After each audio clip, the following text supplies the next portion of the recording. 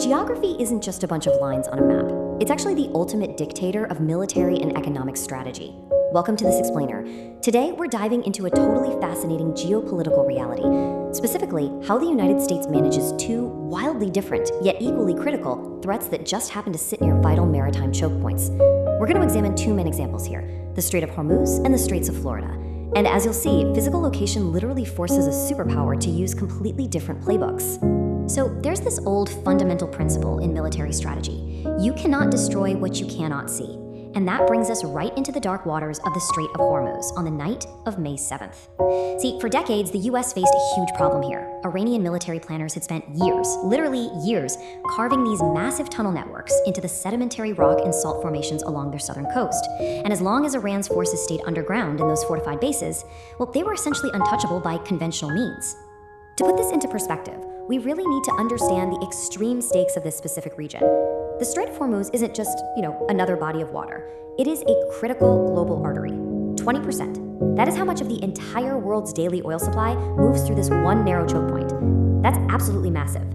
Iran built its entire defensive posture around the ability to threaten any naval force operating near the strait, which effectively holds that huge percentage of global energy hostage. To actually pull this off, Iran developed a sea denial strategy anchored by what's known as their swarm doctrine. Deep underground in what the IRGC, the Islamic Revolutionary Guard Corps, calls missile cities, they stockpiled an arsenal built specifically for asymmetric warfare.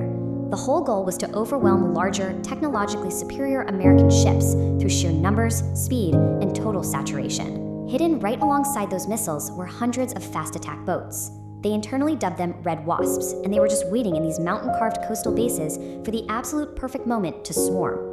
But because the US couldn't strike what it couldn't see, Washington decided to set a trap, and the strategic logic here is remarkably clean. They placed 3 highly visible Arleigh Burke-class destroyers right smack in the middle of the strait, essentially daring Iran to make the first move. Now factor in the strain of an ongoing economic blockade, and the temptation to strike just became completely irresistible for those IRGC commanders. By bringing those ships into the strait, the US forced Iran to voluntarily open their tunnel doors and ultimately reveal their hidden positions. What happened next was just staggering in its scale. The IRGC activated a massive, coordinated strike package. This wasn't some improvised skirmish. No way. This was the ultimate test of their decades-old asymmetric warfare strategy. They unleashed kamikaze drone swarms, Noor and Qadr anti-ship cruise missiles, Zulfagar ballistic missiles that have ranges well over 1,000 kilometers, and their newest Haydar 110 fast attack boats. It was a massive, multi-axis, multi-domain saturation attack. But here's the catch. Those US destroyers were equipped with the Aegis ballistic missile defense system. Aegis is what military analysts call a closed-loop engagement system. It tracks hundreds of airborne targets and launches interceptors in literally seconds. It doesn't even wait for human authorization. It's completely, ruthlessly automated. So on the night of May 7th, Aegis processed the IRGC's entire massive attack wave and completely destroyed it.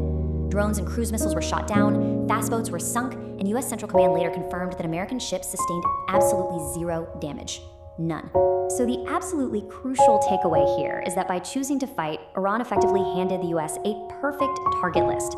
The very second those weapons left the tunnels, US satellites tracked their launch points in real time. Before the smoke even had a chance to clear, American retaliatory strikes were already hitting the exact, precise facilities the IRGC had spent decades trying to conceal. They crippled major infrastructure, including the naval facilities on Kesham Island and the critical port of Bandar Abbas, which, by the way, also handles a huge chunk of the country's civilian import trade.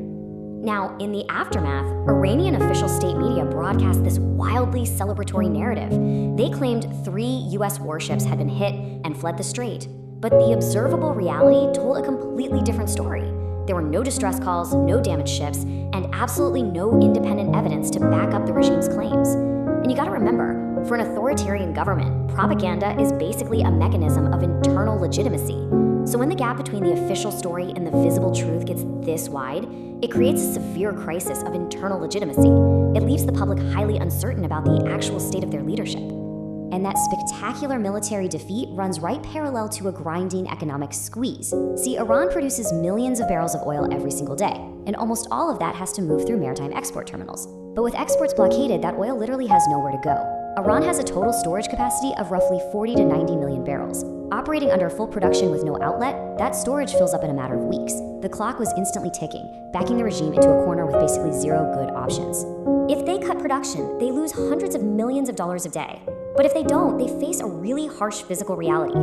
Heavy crude oil is totally unforgiving. When the flow slows down, waxes and asphaltenes within the crude actually begin to separate and adhere to the pipeline walls. It causes these massive blockages that reduce efficiency. It is deeply expensive, irreversible damage that happens without dropping a single bomb. It just perfectly illustrates the strategy of economic attrition, right? You're essentially destroying the infrastructure they need to generate future revenue. Through all of this, Iran has tried to frame itself as defending against a hegemonic power, obviously hoping for some serious backing from Beijing and Moscow. But look at how this actually breaks down. China is the largest buyer of Iranian oil simply because sanctions make it cheap.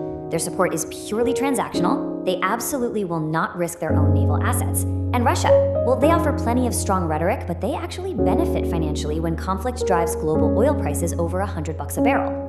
Both of these powers are highly self-serving, and they stop well short of any actual military commitment. And this brilliantly illustrates Iran's incredibly narrowing options. The Strait of Hormuz is only 54 kilometers wide at its narrowest point. Actually, scratch that, it's more like a dark metaphor than just a measurement.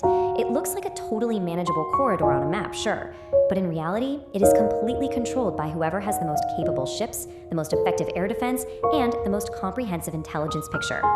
Okay, let's switch gears and move over to our second choke point to see how this builds our broader understanding of geography. We're shifting our focus to an island nation sitting right on America's doorstep, Cuba. There's this old saying there that they are too far from God and too close to the United States. And man, geography here dictates a completely different strategic approach compared to the active, explosive military engagement we just talked about in the Middle East. While the Strait of Hormuz is 54 kilometers wide, the Straits of Florida, right between Key West and Cuba, are just 90 miles wide. And this is the primary artery for U.S. trade originating from the Gulf of Mexico. At least half of the goods the United States imports or exports travel right through here. If a hostile nation were to somehow block that 90-mile passageway using mines or submarines, it would be utterly catastrophic for the U.S. economy. So this totally explains why the U.S. has such a deeply rooted geopolitical obsession with the island. And it's really not a new thing. From the Monroe Doctrine back in the 19th century, to the Spanish-American War, right through the absolutely terrifying days of the 1962 Cuban Missile Crises, all the way into today's economic containment policies. U.S. presidents have consistently viewed Cuba as a massive strategic vulnerability since pretty much the founding of the country. The crux of the whole issue goes all the way back to that Monroe Doctrine. U.S. policy firmly opposes foreign influence in the Western Hemisphere. Because let's be real, the primary threat isn't really Cuba itself. Cuba doesn't have the military capacity to invade the U.S. The terrifying prospect is a foreign power, like Russia or China, using the island as an offshore staging ground to place nuclear weapons or military bases, just 90 miles from American soil. But let's look analytically at the modern reality of Cuba today. The ideological regime of the Castro era, that's largely faded. Today, the government functions mostly through the army, but that army basically operates as a highly powerful corporation, and honestly, in many ways, an organization with really deep ties to Latin American drug cartels. Meanwhile, the civilian population is facing a severe national economic collapse. We're talking a disastrously low standard of living, marked by severe food shortages and a chronic, widespread lack of electricity. Right in the middle of this ongoing crisis, there was a highly unusual open visit by the CIA chief to Havana. Now, the head of the CIA is an operational figure, not a diplomat. So when he just shows up in Havana openly, it is a stark, unmistakable signal. While the exact details of the trip are classified, geopolitical analysts theorize this was a way of stepping right into their territory, to let the Cuban military know that the US is deeply aware of their cartel ties, their assets, and their covert moves. The message was loud and clear. Nothing you are doing is invisible to us. Because the US knows a ground war in Cuba would be incredibly costly against desperate, well-armed troops. They're utilizing a totally different playbook here. It's basically an objective strategy of intense, sustained pressure. By blockading critical resources like oil, they're allowing living standards to critically decline. The ultimate hope of this tactic is to just apply enough economic pressure that the internal conditions become so disastrous, the army's cohesion finally fails. This would essentially clear the way for an internal civilian uprising to topple the regime. And this brings us right to the core synthesis of this explainer. Look at the stark contrast in these two geopolitical approaches. On one hand, you have the highly active, kinetic military squeeze in the Strait of Hormuz, deliberately luring Iran's forces out just to destroy their hard assets with an overwhelming automated display of firepower. It's explosive. But on the other hand, you have the Straits of Florida, a cold, passive containment strategy, systematically squeezing resources and quietly, patiently waiting for Cuba's internal collapse without firing a single shot. So it leaves us with a truly compelling thought to wrap things up. We see that active military supremacy can strictly control the waters, while passive economic attrition can slowly suffocate a nation's internal structures.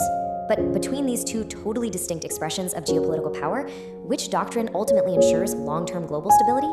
It's a massive question with absolutely no easy answers, but it's exactly what global powers are out there testing every single day. Thanks so much for joining me for this explainer, and I genuinely hope this deep dive gave you a much clearer picture of the world map.